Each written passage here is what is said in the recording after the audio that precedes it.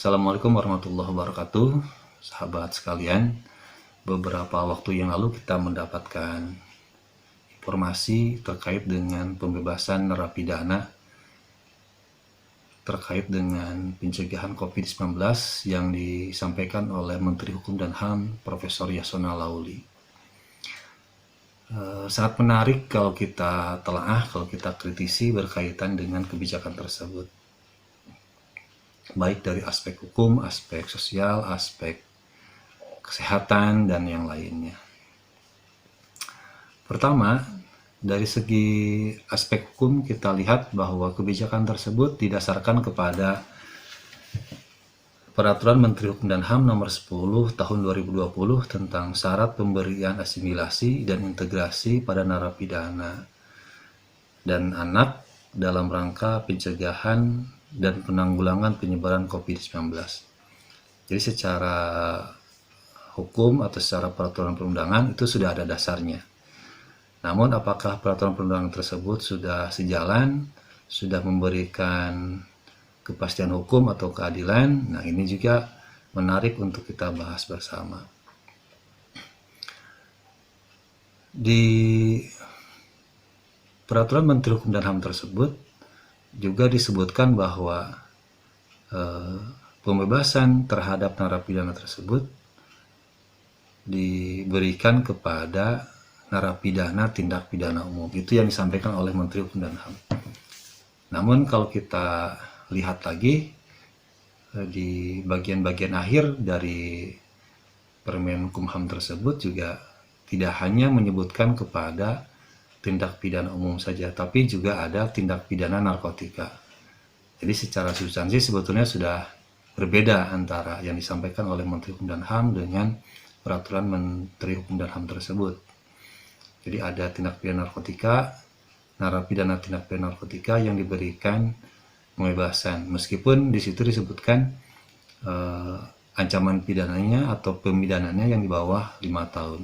Tapi secara substansi bahwa itu jelas adalah tindak pidana khusus di luar tindak pidana umum atau yang disebut dengan lex specialis. Pemberian pembebasan kepada narapidana sebetulnya sudah diatur juga dalam Undang-Undang 12 tahun 1995 tentang lembaga pemasyarakatan, di mana di situ ada hak yang melekat dengan narapidana. Pertama ada hak remisi dan yang kedua adalah hak pembebasan bersyarat. Dan mungkin istilah yang berbeda antara asimilasi dengan remisi. Yang jelas kalau remisi adalah pengurangan masa hukuman selama narapidana tersebut menjalani pemidanaan, baik dari segi sistem peradilan pidana maupun pada proses pembinaan di lembaga pemasyarakatan. Nah, tentunya dengan regulasi yang dibuat baik oleh Undang-Undang Lembaga Pemasyarakatan 1295 maupun oleh KUHP, bahwa pembebasan bersyarat memang menjadi hak dari narapidana. Misalnya di pasal 15, 15A, 15B, dan pasal 16. Salah satunya misalkan disebutkan bahwa jika terpidana telah menjalani hukuman atau masa hukuman 2/3 dari masa pidana atau sedikitnya 9 bulan, maka berhak mendapatkan pembebasan bersyarat. Nah, tentunya tidak serta-merta, tapi juga ada syarat. Makanya tadi dalam Permen Kumham disebutkan syarat, pemberian syarat. Apa syaratnya? Syaratnya ada dua, ada syarat substansi dan syarat administrasi. Syarat substansi berkaitan dengan masa hukuman tadi sudah 2/3 dijalani, kemudian berkelakuan baik, kemudian sudah mengikuti pembinaan yang menunjukkan tekun, kemudian bersemangat, dan juga masyarakat mau menerima. Nah, ini pertimbangan apakah nanti dengan pembebasan sekarang masyarakat menerima atau tidak, atau menolak, atau dipaksakan. Nah, kita bisa lihat sendiri nanti reaksi masyarakat seperti apa. Yang kedua, syarat administratif. Syarat administratif ini berkaitan dengan syarat-syarat yang sudah disebutkan baik dalam peraturan-peraturan lembaga pemasyarakatan maupun ketentuan-ketentuan secara prosedural. Misalkan salinan putusan pengadilan, kemudian telah membayar denda atau denda pengganti, atau misalkan surat pernyataan yang bermaterai yang dilakukan oleh narapidana bahwa ketika dia dikeluarkan itu tidak akan mengulangi atau tidak akan melakukan perbuatan melanggar hukum lagi. Itu yang pertama, berdasarkan kepada prosedur hukum. Yang kedua, dari aspek sosial misalkan. Apakah kebijakan tersebut betul-betul memberikan jaminan kepada masyarakat akan adanya perlindungan keselamatan di masyarakat? Karena dengan 38.000 narapidana dilepaskan secara serentak, apalagi dengan kondisi sekarang dengan pembatasan berskala besar PSBB atau karantina kewilayahan, di mana masyarakat yang bebas di luar saja itu sudah dibatasi, tidak bisa bekerja, dilarang bekerja, atau aktivitasnya yang sudah dikurangi tadi. Tentunya dengan pembatasan-pembatasan seperti itu juga berdampak terhadap pendapatan penghidupan yang layak, dalam hal ini pekerjaan. Nah, sedangkan narapidana yang dikeluarkan atau dibebaskan oleh Peraturan Menteri Hukum dan HAM tadi, apakah mereka terjamin penghidupannya di luar ketika kembali kepada masyarakat atau ketika kembali kepada keluarganya? Ini masalah sosial, perlu diperhatikan. Jadi jangan sampai di beberapa media sudah dikabarkan bahwa justru dengan mereka dikeluarkan, beberapa hari kemudian sudah tertangkap lagi atau sudah ditangkap lagi oleh polisi karena melakukan tindak pidana, karena tadi terhimpit dengan masalah sosial, masalah pendapatan, masalah isi perut misalkan. Itu harus menjadi perhatian. Apakah mau menyelamatkan narapidana atau mau menyelamatkan masyarakat? Sehingga kalau dalam istilah hukum itu ada adagium salus populi suprema leg esto. Jadi hukum tertinggi itu adalah keselamatan rakyat. Nah, ini rakyat yang mana yang mau diselamatkan? Apakah narapidana atau masyarakat yang banyak, masyarakat luas yang secara hukum mereka memiliki kualitas kriteria belum pernah dipidana seperti itu. Kemudian yang ketiga, dari aspek kesehatan misalkan.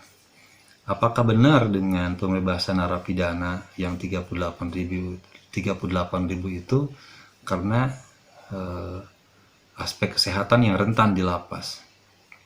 Kita kembali kepada permasalahan utama bahwa kapasitas lembaga pemasyarakatan kita memang sangat kecil, sangat kecil kapasitasnya, sangat kecil kualitasnya, sehingga nanti memang rentan jika memang terjadi penyebaran COVID-19 di dalam lapas.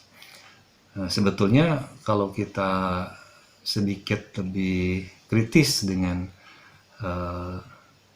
asas yang ada dalam Undang-Undang 1295 tentang pemasyarakatan, salah satunya menyebutkan bahwa berhak mendapatkan kunjungan dari keluarga atau dari orang tertentu.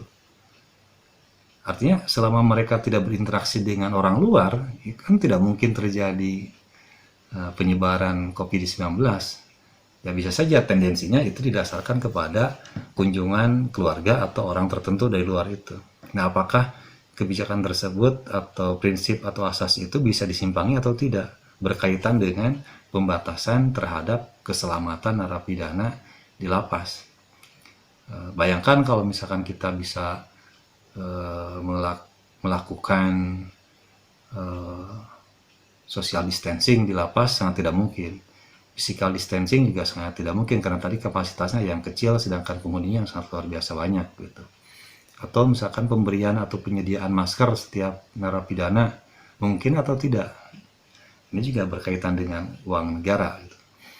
Kemudian misalkan penyediaan sabun, cuci tangan, air, desinfektan, atau misalkan hand sanitizer memungkinkan atau tidak di lapas, tadi juga akan menguras anggaran negara lagi. Jadi secara nilai anggaran negara ini sangat besar. Bisa dibayangkan dengan data yang tadi, misalkan 233.000 lebih narapidana dengan beban biaya hidup sehari 15.000, dikalikan misalkan dalam satu hari berapa nilai rupiah yang dikeluarkan oleh negara hanya untuk memberikan makan kepada narapidana. Misalkan dalam satu hari 233.000 kali 15.000 sekitar 300 juta atau 350 juta misalkan. Kali satu tahun misalkan, berapa triliun yang negara harus anggarkan untuk itu. Belum lagi kalau misalkan tadi dilakukan PHBS, cuci tangan, pakai masker, desinfektan, dan seterusnya. Apalagi dengan dikeluarkannya Perpu nomor 1 tahun 2020 tentang anggaran dalam penanganan COVID-19, kita paham lah. Salah satunya ya anggaran tadi pasti dialihkan ke situ begitu. Jadi dengan pembebasan narapidana 38.000 juga menghemat uang yang bisa dipakai untuk ke pembiayaan pencegahan penyebaran penanggulangan COVID-19 itu. Itu dari segi kesehatan dan segi anggaran. Jadi sangat mungkin pertimbangan-pertimbangan itu harus memberikan dasar bahwa memang itu menjadi kewajiban dari negara dan lagi dari Kementerian Hukum dan HAM, dalam hal ini Dirjen Pemasyarakatan. Demikian sebagai hasil diskusi atau sebagai pemantik berkaitan dengan pembebasan narapidana dalam masa pencegahan COVID-19. Demikian, Assalamualaikum warahmatullahi wabarakatuh.